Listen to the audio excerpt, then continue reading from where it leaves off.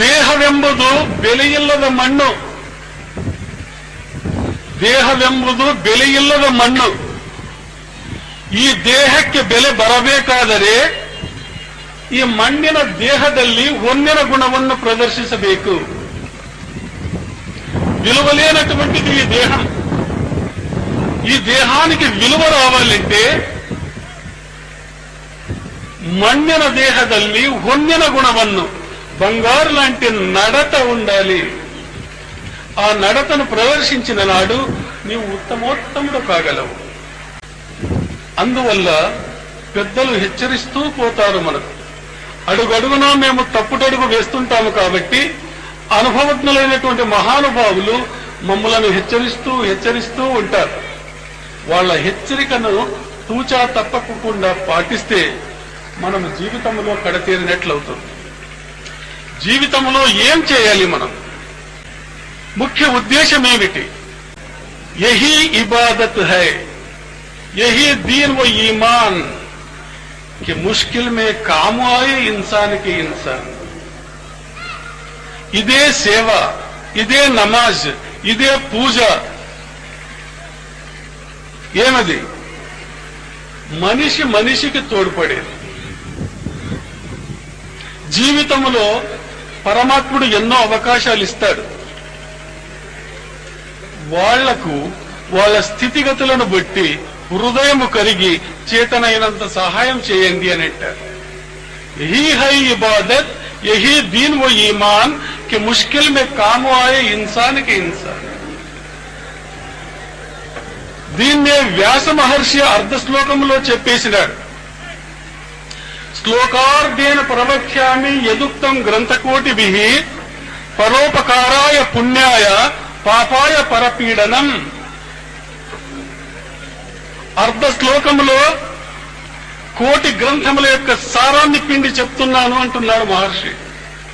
శ్లోక అర్ధేన ప్రవక్ష్యామి యదుక్తం గ్రంథకోటిభిః పరోపకారాయ పుణ్యాయ పాపాయ పరపీడనం.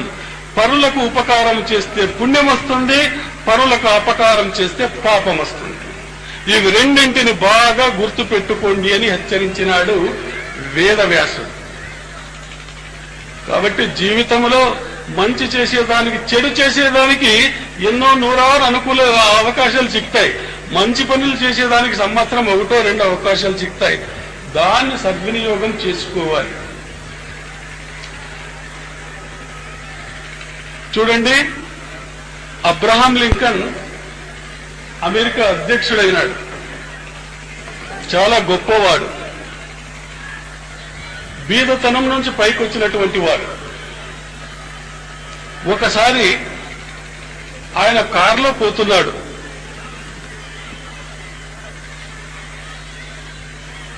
అకస్మాత్తుగా కారు చెడిపోతుంది. ఆయన డ్రైవర్ రిపేర్ చేస్తూ ఉంటాడు. ఈయన కారులో కూర్చున్నాడు.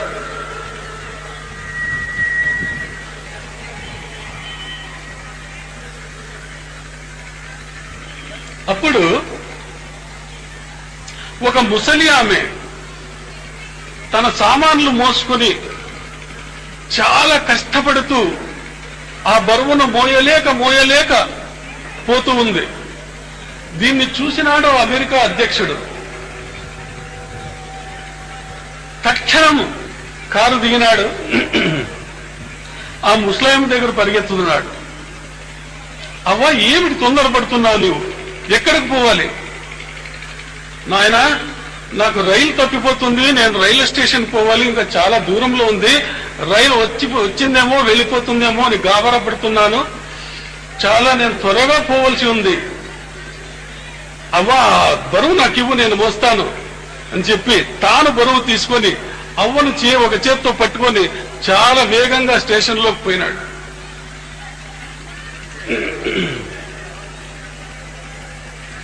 అమెరికా అధ్యక్షుడు ఒక ముసలిదాని మూట తీసుకొని పారుతున్నాడు. ఆమెను పిలుచుకుపోతున్నాడు.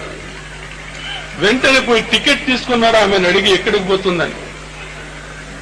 ఆ టికెట్ ఇచ్చేవాడు ఆశ్చర్యంగా చూస్తున్నాడు. అధ్యక్షుడు వచ్చినాడే. ఆ స్టేషన్లో అంతా గలాటైంది. అధ్యక్షుడు వచ్చినాడు. ఈమె వింతగా చూస్తుంది, ఏమి ఇంతమంది ఇట్లు చూస్తున్నారు అని. ఆమెకు అధ్యక్షుడని తెలియదు. రావ త్వరగా అని చెప్పి పిలుచుకుపోతున్నాడు. ట్రైన్ ఎక్కువ త్వరగా వెళ్ళిపోతుంది. మూట ఇచ్చినాడు. అవ్వ పోయేస్తావా అన్నాడు. నాయన నీవెవరు అని, ఇంతమంది మీతట్టు చూస్తున్నారు కదా, నీవెవరు? అప్పుడు అధ్యక్షుడు అంటాడు, అవ్వా నీకు పిల్లలు ఉన్నారా? ఉన్నారు నాయన, నా కొడుకులు ఉన్నారు. ఆ కొడుకుల్లో నేను ఒక కొడుకుని భావించు అంతే. నీకు కొడుకు లాంటి వాణ్ణి నేను అని చెప్పి టాటా చెప్పి పంపిస్తాడు. తర్వాత తన కారు దగ్గరికి వస్తాడు. కరిగే హృదయం ఆ రీతిగా ఉంటుంది చూడండి. అత్యున్నతమైనటువంటి స్థానం అది అధ్యక్షుడు అంటే. ముష్కిల్ మే కాము ఆయే ఇన్సానికి ఇన్సాన్. కష్ట దశలో మనిషికి మనిషి తోడ్పడాలి. అదే పూజ, అదే యోగం, అదే ధ్యానం, అదే నమాజ్ అని పెద్దలు అంటారు. మానవత విలువలు పెంచుకోవాలి ప్రతి ఒక్కడు. మనిషి మనిషిగా బ్రతికేది నేర్చుకోవాలి. ఈనాడు వైజ్ఞానికంగా ఎదిగినటువంటి మానవుడు ఆకాశంలో విహరించగలడు, చంద్రుని దగ్గర సునాయాసంగా పోగలడు, నీళ్లలో చేపల మాదిరిగా ఈదగలడు. అయితే అదే మానవుడు మానవత్వం పెంచుకొని భూమి మీద మానవుడుగా బ్రతికేది ఇంకా నేర్చుకోలేడు. పరుల సొమ్మును ఆశించకూడదు, ఆశిస్తున్నారు. స్వార్థం ఉండకూడదు, స్వార్థం పెరిగిపోతుంది. ప్రతి ఒక్కరిలో ఈ స్వార్థ పిశాచి అనేది బయలుదేరింది. తాను, తన భార్య, తన పిల్లలు మాత్రం బాగుండాలి. బయటి ప్రపంచాన్ని గురించి ఆలోచించేదానికే పోవడం లేదు మానవుడు.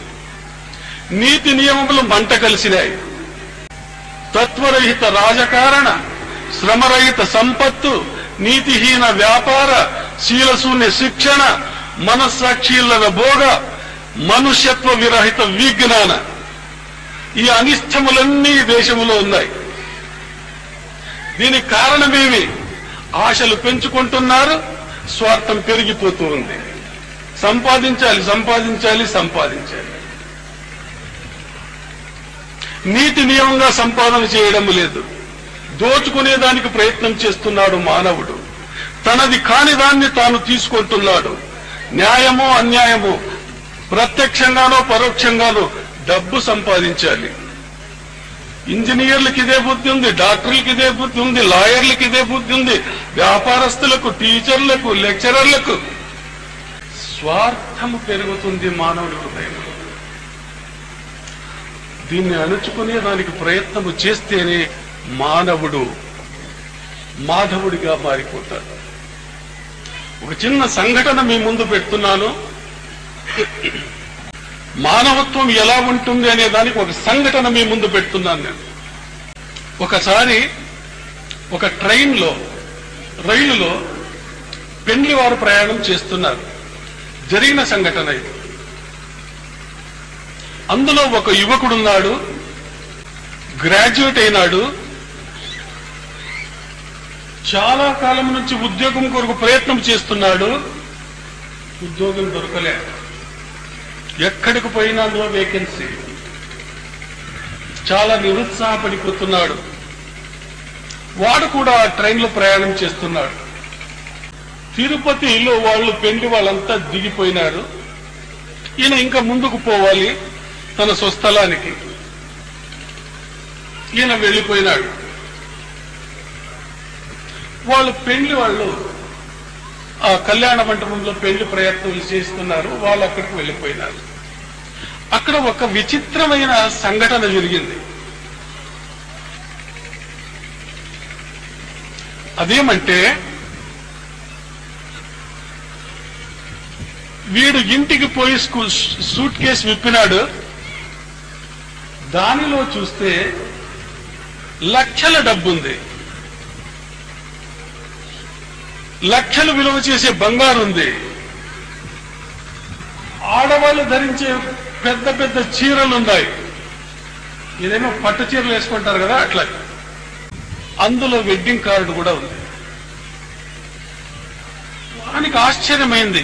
ఇక్కడ జరిగింది ఏమంటే, వీని షూట్ కేసు మాదిరిగా ఇంకొక షూట్ కేసు పెళ్లి వాళ్ళది ఉంది. వాళ్ళు వీని షూట్ కేసు తీసుకుపోయినారు, వీనికి వాళ్ళ షూట్ కేసు దొరికింది. ఒకే మాదిరిగా షూట్ కేసులు ఉన్నాయి, ఎక్స్చేంజ్ అయిపోయింది. అక్కడ పెళ్లి వాళ్ళు పోయినారు, ఆ షూట్ కేసు విప్పినారు. అక్కడ 2 పాత బనీన్లు, 2 పాత డ్రాయర్లు, 2 టవాళ్లు, ఇంకేమో కొంచెం సర్టిఫికేట్లు అవి ఇవి దాంట్లో ఉన్నాయి. వాళ్ళకి ఆశ్చర్యం అయిపోయింది. పెళ్లి జరగాలి, వాళ్ళు తెచ్చుకున్నటువంటి కట్నం డబ్బులు లేవు, పెళ్లి కూతురు బంగారు లేదు, పెళ్లి కూతురు పట్టు చీరలు అన్ని దాంట్లో ఉన్నాయి. అది అక్కడికి వెళ్ళిపోయి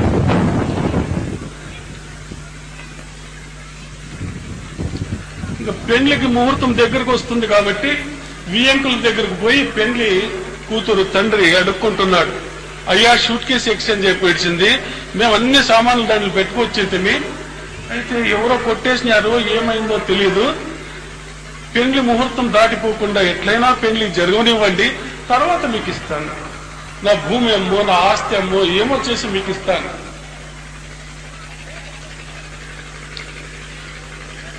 పెండ్లి కొడుకు తండ్రి ఒప్పుకోలేదు. నువ్వు మోసం చేస్తున్నావు, నువ్వు అబద్ధం చెప్తున్నావు, నువ్వు అసలు డబ్బు తేలేదు, కాబట్టి ఈ పెండ్లి మేము చేసుకోము. పెండ్లి కొడుకును అడుక్కున్నారు. ఆ కొడుకు బంగారు కొడుకు, బాబు నేను తాళి కట్టను అంటున్నాడు. పైసలు డబ్బెక్కడ? పెండ్లి కూతురు ఏడుస్తూ ఉంది. పెండ్లి వాళ్ళంతా ఏడుచుకుంటూ దుఃఖంలో ఉన్నారు. పెండ్లి జరిగేదానికి అవకాశమే లేదంటున్నారు. అందరి కాళ్ళు పట్టుకుంటున్నారు. పెండ్లి కొడుకు తల్లి కాళ్ళు పట్టుకునేదానికి పోయినారు. ఆమె విదిలించింది, అరిచింది, తిట్టింది. అందరూ వెళ్లిపోయేదానికి సిద్ధంగా ఉన్నారు. అభాష పాలైంది ఆ సంసారం యొక్క గుట్టు, మర్యాద. ఇటువంటి దీనాతి దీనమైనటువంటి స్థితిలో వాళ్ళు బాధలు పడుతున్నారు. ఇక్కడ చూడండి, ఆ షూట్ కేసు విప్పిన తర్వాత వీనికి అంతా కనబడింది. వానికి 5 సంవత్సరాల నుంచి ఉద్యోగం లేదు, చాలా బీద స్థితిలో ఉన్నాడు. హీనాతిహీనమైనటువంటి స్థితి జరుగుతుంది ఇంట్లో. తల్లి కొడుకు ఇద్దరే ఉన్నారు. అమ్మా అని పిలిచినాడు. ఏం ఆయన? అమ్మా, ఈ షూట్ కేసు నాది కాదు, ఇది నా జతలో పెండ్లి వాళ్ళు కూడా ప్రయాణం చేస్తూ ఉండేవాళ్ళు, బహుశా పొరపాటు అయిపోయిందమ్మా. దీంట్లో లక్షలకు విలువ చేసే నగలున్నాయి, డబ్బులున్నాయి, మరి ఆడవాళ్లు కట్టుకునే పట్టు చీరలున్నాయి. ఆ తల్లి అన్ని చూసింది. చూసి ఒక మాట అంది, నాయన, ఈ సొమ్ము మాది కాదు. వాళ్ళు ఎంత బాధపడుతున్నారో ఆడ, ఎట్లయినా వాళ్ళకి చేర్చాలి నాయన. కొడుకు అంటున్నాడు, నీ మాట సరి అమ్మా, ఇది మాది కాదు. అక్కడ చూస్తే వెడ్డింగ్ కార్డు ఉంది. అమ్మా, ఇక్కడ పెళ్లి పత్రిక ఉంది, దాంట్లో ఎక్కడ పెళ్లి జరుగుతుందనే అడ్రస్ కూడా ఉంది, నీకు పర్మిషన్ ఇస్తే నేను తీసుకుపోతాను, ఇది త్వరగా తీసుకుపోను ఆయన. వాడు ఆత్రత్రంగా తీసుకుని వచ్చినాడు. అక్కడ రసాభాసం అయిపోయింది. మూతులు విరుచుకుంటున్నారు, కొట్లాడుకుంటున్నారు, పోట్లాడుకుంటున్నారు. అటువంటి వాతావరణంలో వీడు ప్రవేశం చేసినట్టు చూడండి. ఆ పేరు, పెళ్లి కూతురు తండ్రి పేరు అడుగుతున్నాడు. ఎవరు ఈ పేరు గల వాళ్ళు? ఆయన ఏడ్చుకుంటూ మూలలో కూర్చున్నాడు. ఈయన వచ్చి, మీరేనేమండి? అవును బాబు, క్షమించండి, మీ షూట్ కేసు నేను తీసుకుపోయినా అండి, పొరపాటు మీదో నాదో తెలియదు. నా షూట్ కేసు లాంటిదే మీది, మీ షూట్ కేసు లాంటిదే మాది, చూసుకోండి మీ సొమ్ము. ఆశ్చర్యం వేసింది ఆయన. ఈ కాలంలో కూడా ఇటువంటి వాళ్ళు ఉన్నారా? అది విప్పి చూసినారు, అంతా గబగబా వచ్చినారు. ఇంకా ఆడవాళ్ళు సొమ్ములు చూస్తున్నారు, ఇంకా ఆడవాళ్ళు బట్టలు చూస్తున్నారు, మగవాళ్ళు క్యాష్ ఎంచుతున్నారు. అంత కరెక్ట్ గా ఉంది, ఏమీ లేదు. ఏమిటి బావగారు పొరపాటు అయిపోయింది, ఏమో అన్నాను, అవన్నీ పెట్టుకోవద్దండి మనసులో, పెళ్లి జరిపించండి, వాళ్ళు వాయించమని చెప్పండి. పెళ్లి కూతురు తండ్రి పెళ్లి కూతురు దగ్గర వచ్చి అడుగుతాడు, అమ్మా వాడిని పెళ్లి చేసుకుంటావా, నీవు మంగళసూత్రం కట్టించుకుంటావా? నాన్న వాడిని పెళ్లి చేసుకున్నాను. తల్లితో చెప్పింది, డబ్బుకు విలువిచ్చే ఈ మనుషుల్లో నేను ఎంత మాత్రం కాపురం చేస్తాను నాన్న, కాళ్ళు పట్టుకుని అడుక్కున్నా వాళ్ళు కరిగిపోలేదే, ఆ ఇంటికి పోయి నేను ఏం సుఖపడతాను నాన్న. అమ్మా నాకు ఆ వరుడొద్దు, పెన్ను లేకపోతే ఇట్లే ఉంటాను కానీ వాడిని మాత్రం చేసుకోను. తళుక్కున ఒక ఆలోచన మెరిసింది పెళ్లి కూతురు తండ్రికి. ఆ యువకుని దగ్గరికి వచ్చినాడు. నాయనా నీ పేరేమన్నాడు? వాడు పేరు చెప్పినాడు. పెళ్లి అయింది అన్నాడు. నాకు పెళ్లి కాలేదండి, ఉద్యోగమే లేదు, నాకు పెళ్లి కాలేదు. ఒక చిన్న మాట, అక్కడ కూర్చొని ఉంది ఆమె నా కూతురు, చూడు ఇప్పుడే చూడు, ఆమె బాగుందా, నీకు నచ్చిందా? వీనికి కన్ఫ్యూజ్ అవుతుంది, ఏమి ఎటువంటి క్వశ్చన్లు వేస్తున్నారు, బాగా ఉంది కదండి అని. పెళ్లి కూతురు దగ్గర వచ్చి, అమ్మా వాడిని కట్టుకుంటావా, నువ్వు వాడిని పెళ్లి చేసుకుంటావా? రెండవ మాట పలకలేదా మహాతల్లి, చేసుకుంటున్నాను. వాని కులం అడగలేదు, గోత్రం అడగలేదు, ఇంటితనం అడగలేదు. ఎందుకు? వాని నిజాయితీ ప్రస్ఫుటంగా కనబడింది. వాడు మనుషుల్లో ఉన్నటువంటి దేవుడు అయిపోయినాడు వాళ్ళ పాలి. వాడిని పీటల మీద కూర్చోబెట్టి పెళ్లి జరిపేసినాడు. ఇది నీతి, ఇది న్యాయం, ఇది ధర్మం. దీని ముందు మీ పూజలు పనికొస్తాయా? మీ ధ్యానం పనికొస్తుందా? మీ యోగం పనికొస్తుందా? ఎంత నిజాయితీ ఉందో ఆ యువకుల్లో. నేను చాలాసార్లు